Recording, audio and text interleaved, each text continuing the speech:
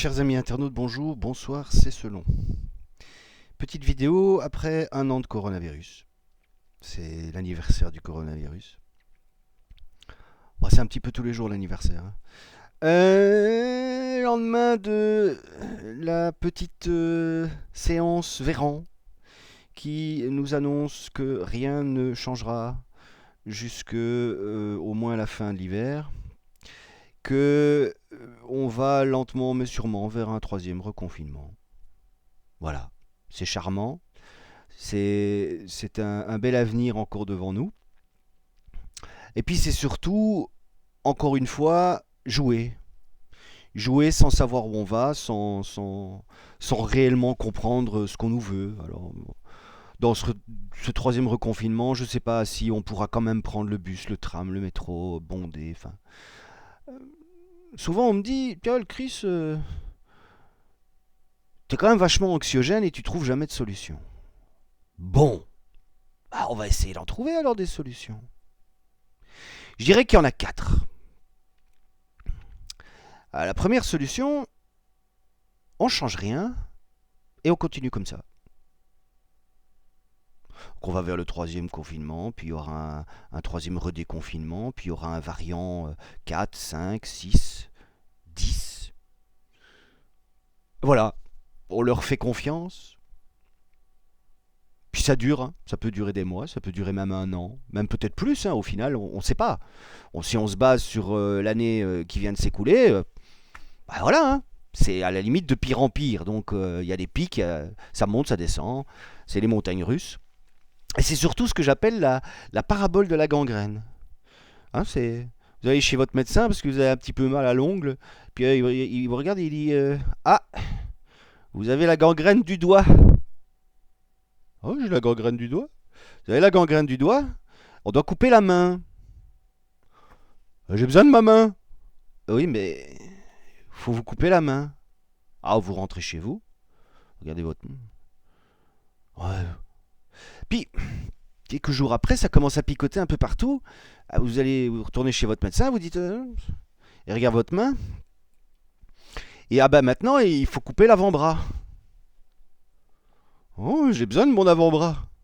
Bah oui, mais vous rentrez chez vous. Puis vous retournez chez lui parce que vous avez mal. Puis vous dites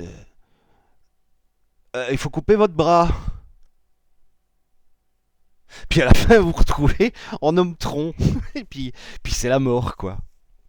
Bah c'est un petit peu ça. C'est un petit peu ça. On fait confiance maintenant un petit peu plus au vaccin. Oh, pas de complotisme. Euh, c'est quand même un gros pari sur l'avenir, hein, le vaccin. Si ça marche pas, bon.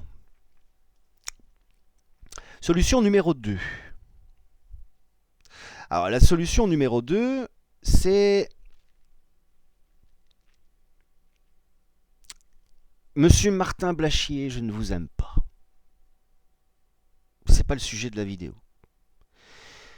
Il y a quelques mois d'ici, vous aviez sur un plateau de télévision, ces fameuses TV en continu, sorti l'idée de séparer la population la plus à risque de la population la moins à risque, la plus active, sauvant ainsi d'un côté l'économie et protégeant, ben oui, les gens les plus vieux, les gens atteints de comorbidité. Sur le plateau, c'était un carnage. Vous aviez le penseur et le philosophe de droite qui tapaient sur le philosophe de gauche, qui vous tapait dessus.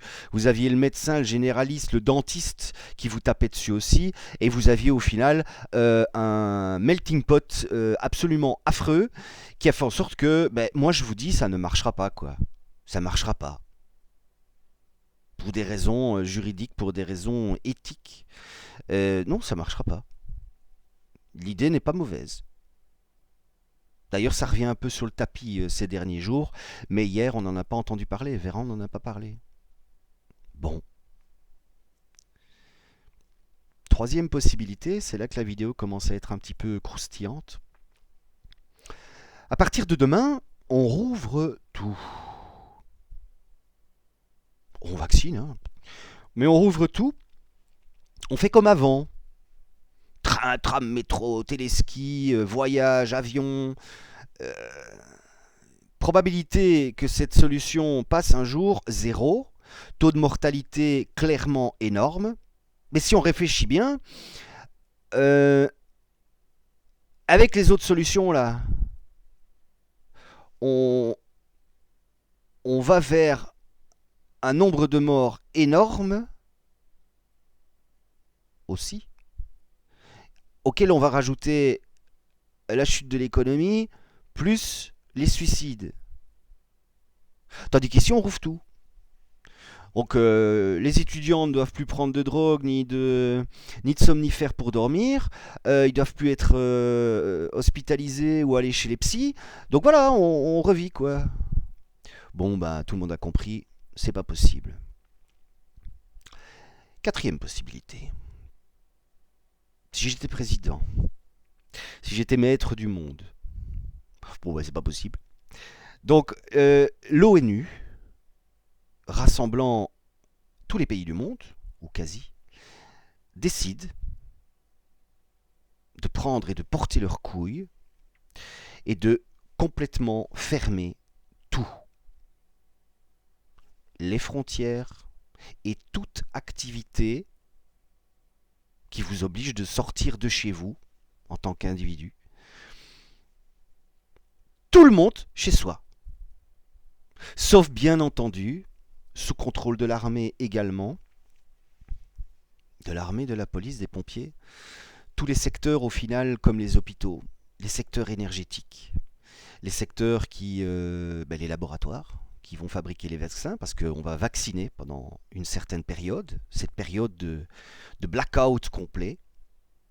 Donc il y a toute une logistique qui serait réglée par l'armée, y compris la sécurité. On vous contrôle, hein, vous sortez pas de chez vous. Hein. C'est sûr, hein, vous sortez pas de chez vous. Ça, c'est une certitude. Ça va tuer l'économie pendant combien de temps? On demande à des scientifiques. Si on en arrive à cette solution extrême, à votre avis, combien de temps est-ce que ça peut prendre pour se débarrasser complètement du virus et en plus de ça, vacciner massivement? Une semaine, 2 semaines, 1 mois, 2 mois, 3 mois? Ce serait peut-être pas assez pour vacciner tout le monde, mais en tout cas, est-ce qu'au bout de 3 mois, on peut avoir l'espoir que, selon toutes vos expériences, vos expertises, on se débarrasse du virus? Et on y va. On y va. On y va en une fois. Et là, l'aspect éthique, il est sauvé. On sauve des vies. Et on vous oblige à suivre au moins une seule et unique direction.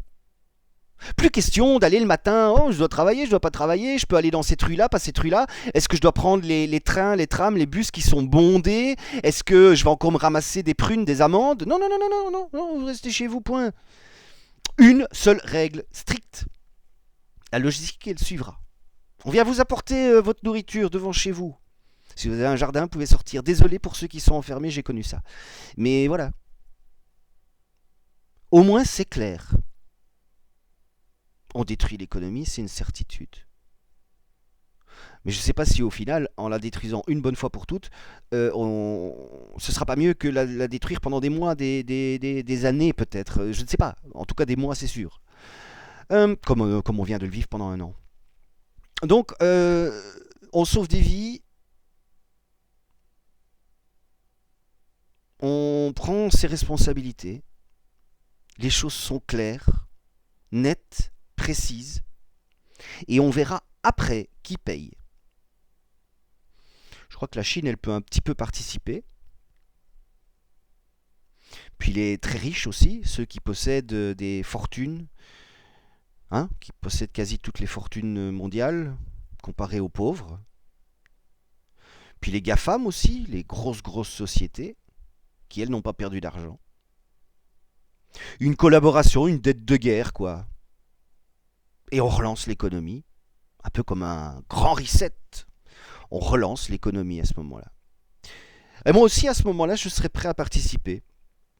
Si réellement on est sorti de ça en allant jusqu'au bout, en décidant une fois pour toutes de faire changer les choses, je suis prêt à participer après à cet effort de guerre. Par contre, qu'on vienne pas me dire dans 1 an et demi, en ayant repoussé à chaque fois les échéances et en ayant finalement détruit complètement l'économie, que maintenant les banques sont en faillite, qu'on est dans la merde et qu'on ne sait plus payer, et que ci et que ça, et qu'on vienne chercher sur mon compte. Non, non, non, non, non, non, non. On verra les paiements après, si on fait ce qu'on a à faire. Alors je ne dis pas que il y a la solution, qu'il y aura la meilleure solution. Je dis juste que ce serait peut-être bien d'y penser. J'ai certainement oublié des choses, mais je vous souhaite une excellente soirée et bonne chance.